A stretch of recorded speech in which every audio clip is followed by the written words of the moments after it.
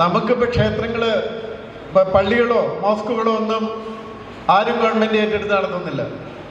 ഇപ്പോൾ Jacobite orthodox സംഘർഷം നടന്നു, ചില സ്ഥലത്ത് മർഡേഴ്സ് നടന്നു, അതിൻ്റെ പേരിൽ ഇപ്പോഴും സംഘർഷം നടക്കുന്നു. ഒരു പള്ളി പോലും സർക്കാർ ഏറ്റെടുത്തിട്ടില്ല ഈ പ്രശ്നങ്ങൾ മുഴുവൻ ഉണ്ടായിട്ടു എന്ന് നമ്മൾ മനസ്സിലാക്കണം. അപ്പോൾ മതന്യൂനപക്ഷങ്ങൾക്ക് ഉള്ള അതേ അവകാശം അനുച്ഛേദം 25-26 പ്രകാരം ഭൂരിപക്ഷത്തിനുമുണ്ട്. അത് ഇപ്പോഴത്തെ അവസ്ഥയിൽ അങ്ങനെ ഹിന്ദുക്കൾക്ക് ക്ഷേത്രങ്ങൾ വിട്ടുകൊടുക്കുന്നത് ശരിയുമല്ല. കാരണം എന്ന് വെച്ചാൽ ഏത് ഹിന്ദുവിനെ വിട്ടുകൊടുക്കുന്നത്?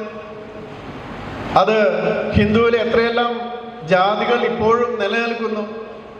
ആ ജാതികൾക്ക് എത്ര റെപ്രസെൻറ്റേഷൻ അത് ഭരണസമിതിയിൽ ഉണ്ടാകും ഓരോ ക്ഷേത്രത്തിൻ്റെയും. അതുകൊണ്ട് ഞാൻ നിർദ്ദേശിക്കുന്നത് ദേവസ്വം ബോർഡുകൾ പോലെയുള്ള സംവിധാനങ്ങൾ നിലനിൽക്കണം. പക്ഷേ ആ ദേവസ്വം ബോർഡുകളെ കേന്ദ്ര ഗവൺമെൻറ് കൺട്രോൾ ചെയ്യുന്ന ഒരു നിയമം കൊണ്ടുവരും. പക്ഷെ നോമിനേറ്റ് ചെയ്യുന്നവരാരായിരിക്കണം? ഒന്ന്, നോമിനേറ്റ് ചെയ്യപ്പെടുന്നവർ ഹൈന്ദവ വിശ്വാസി, ഈശ്വര വിശ്വാസി മാത്രമല്ല ഹൈന്ദവ വിശ്വാസിയുമായിരിക്കണം. ഒന്നാമത്തെ കാര്യം. രണ്ടാമത്തെ കാര്യം, അയാൾ ബിംബാരാധനയിലും വിശ്വസിക്കുന്ന ആളായിരിക്കണം. എങ്കിൽ മാത്രമേ ഇതിലേക്ക് ഒരു മെമ്പറായിട്ട് വരാൻ പറ്റൂ.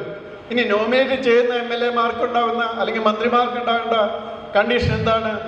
അവരും ഈ കണ്ടീഷൻ ഉണ്ടായിരിക്കണമെന്ന് മാത്രമല്ല, ഈ നോമിനേറ്റ് ചെയ്യപ്പെടുന്നവനും ദൈവവിശ്വാസമില്ലാത്ത ഏതെങ്കിലും പ്രസ്ഥാനത്തിൽ അംഗമാണെങ്കിൽ അവർക്ക് ആ ഒരു കാരണവശാലും ഇതിലേക്ക് നോമിനേഷൻ കൊടുക്കാനോ അതിനൊരു മെമ്പറാകാനോ സാധ്യമല്ല എന്നുള്ള കണ്ടീഷൻ കൂടി വയ്ക്കും.